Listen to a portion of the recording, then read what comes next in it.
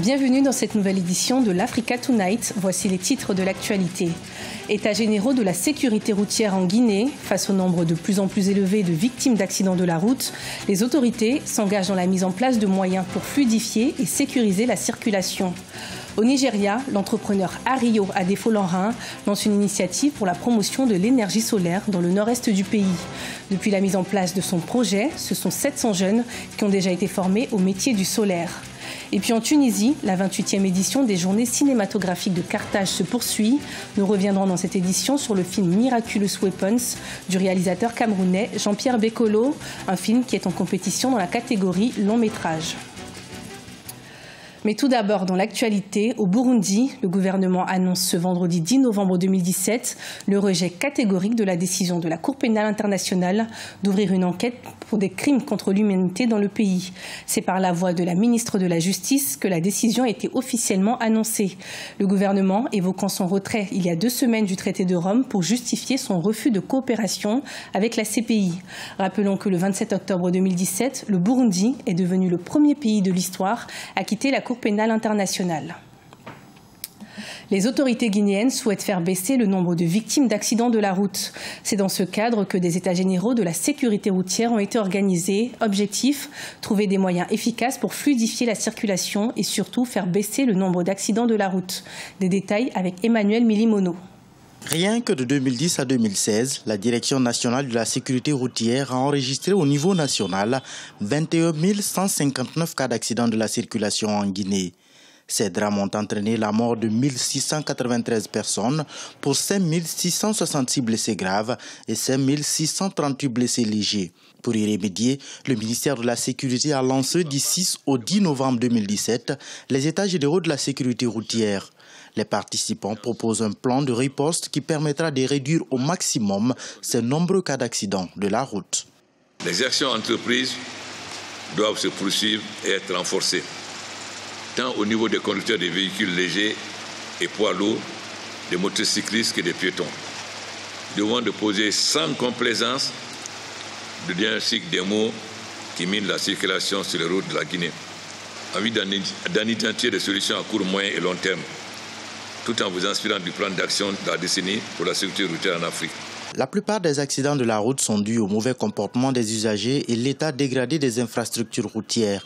Cette situation a entraîné la perte de 6 662 véhicules fortement endommagés, 6 145 autres légèrement affectés, auxquels il faut ajouter 7 893 motocyclettes, selon la Direction de la sécurité routière. Les facteurs d'obstruction de la circulation sur toutes les artères de la capitale résultent essentiellement de l'occupation anarchique de l'emprise des voies par des garagistes et marchands, étalagistes de tous ordres, le dépôt d'ordures ainsi que les stationnements encombrants. L'autre défi pour la Guinée est de se conformer aux normes de la CEDEAO, la communauté économique des États de l'Afrique de l'Ouest. Le tonnage des véhicules qui circulent dans le pays, notamment au niveau du trafic interurbain, est souvent au-delà des normes recommandées, ce qui participe à la fréquence des accidents et à la dégradation rapide des infrastructures routières. Au Sénégal, Wari, l'entreprise de transfert d'argent, annonce avoir déposé le 3 novembre 2017 2 demandes d'arbitrage auprès de la Cour internationale d'arbitrage à Paris contre le groupe luxembourgeois Millicom. Ces recours constituent le dernier épisode en date dans le conflit qui oppose les deux sociétés depuis fin juillet, lorsque Millicom a annoncé l'annulation du contrat de vente de Tigo Sénégal. Au Nigeria, l'entrepreneur Ario Adefolanrin œuvre pour la promotion de l'énergie solaire dans le nord-est du pays. Grâce à son initiative, 700 jeunes ont déjà été formés au métier du solaire. Des détails avec Idlet Mirabel Bissou. Au nord du Nigeria, l'entrepreneur Ario Adefolanrin profite du soleil pour éclairer Yola, la capitale administrative de l'État d'Adamawa à l'est du pays. Sa technologie permet non seulement d'alimenter des ménages en énergie solaire, mais elle lutte aussi contre le chômage en offrant des formations aux jeunes sur les énergies renouvelables. L'énergie solaire, c'est l'énergie du futur. Il y aura un moment où tous ces combustibles fossiles vont s'épuiser. Je veux parler du charbon et les autres. Puisque nous avons du soleil, nous pouvons générer notre propre énergie. C'est en 2016 que Ario Adefolari, entrepreneur de 24 ans, a décidé de lutter à sa manière contre les délestages à Yola. Ario fabrique des équipements solaires qu'il commercialise dans sa ville natale où le soleil est abondant pendant une grande partie de l'année.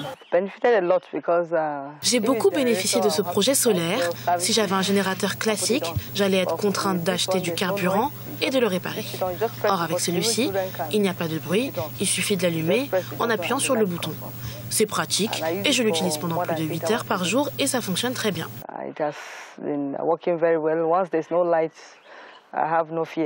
Le projet du jeune entrepreneur sur l'énergie solaire à Yola voit le jour avec une subvention d'1 million de naira, soit 3 278 $ obtenus auprès de la Banque d'industrie du Nigeria. Avec ce fonds, Ario a mis en place 16 panneaux solaires et formé plus de 700 jeunes en 2016. L'entrepreneur nigérian cible également les écoles en misant sur les avantages de l'énergie verte. Selon les experts, la capacité électrique actuelle du Nigeria n'est que de 5 000 MW pour une demande de plus de 12 000 mégawatts. En Tunisie, la 28e édition des Journées cinématographiques de Carthage se poursuit jusqu'au 11 novembre. C'est le cinéma arabe et africain qui est mis à l'honneur avec la projection de 180 films. Notre envoyé spécial Hortense Assaga a rencontré l'un des festivaliers, le réalisateur camerounais Jean-Pierre Bekolo, dont le film Miraculous Weapons est en compétition dans la catégorie long métrage. La 28e édition des JCC, les Journées cinématographiques de Carthage, se poursuit ici à Tunis en compagnie de mon festivalier du jour. Il s'appelle Jean-Pierre Bekolo, il vient du Cameroun, on ne le présente plus tant il est un des réalisateurs les plus célèbres du continent. Il est ici avec un film en compétition, Miraculous Weapons. Alors Jean-Pierre, comment on se sent déjà ici en terre tunisienne ? C'est extraordinaire d'être en Tunisie, surtout au Festival de Carthage, qui est, disons, ce festival jumeau du FESPACO de Ouagadougou. Et c'est vrai que l'idée de venir ici, c'est commencer quand même sur le continent, parce que c'est important aujourd'hui d'affirmer une cinématographie qui vient d'ici et qui devrait s'imposer à partir d'ici. Alors, présentez-nous Miraculous Weapons, en français, les armes miraculeuses. Oui, les armes miraculeuses, évidemment, c'est une œuvre d'Aimé Césaire, mais le film n'a rien à voir. C'est l'histoire d'un condamné à mort entouré de 3 femmes. Et l'idée ici, c'est surtout une métaphore assez puissante sur, disons, la condition un peu noire, disons, dans le sens où nous sommes déjà condamnés, en fait. Et tout le processus du film, c'est la résistance. Comment on résiste, en fait, comment sa femme résiste, comment l'autre femme qui vient lui apprendre le français en prison résiste, et comment celle qui vient de loin, qui juste est contre la peine de mort résiste.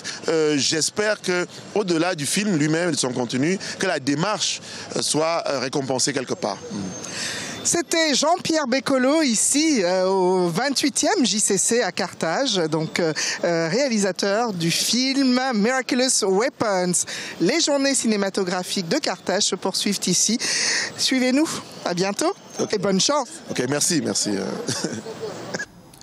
Victoire du Sénégal face à l'Afrique du Sud, 2-0 ce vendredi 10 novembre 2017 à Polokwane. Le pays remporte ainsi sa qualification pour la Coupe du Monde de football 2018. Rappelons que le match avait dû être rejoué suite à une décision de la FIFA en raison de soupçons de manipulation arbitrale. Cette rencontre, comptant pour la 2e journée des éliminatoires de la Coupe du Monde 2018, avait été remportée le 12 novembre 2016 par les Bafana Bafana de l'Afrique du Sud. Ce journal a été préparé par l'ensemble de la rédaction. Merci de votre fidélité. Retrouvez dans un instant une nouvelle édition de l'information sur Africa 24.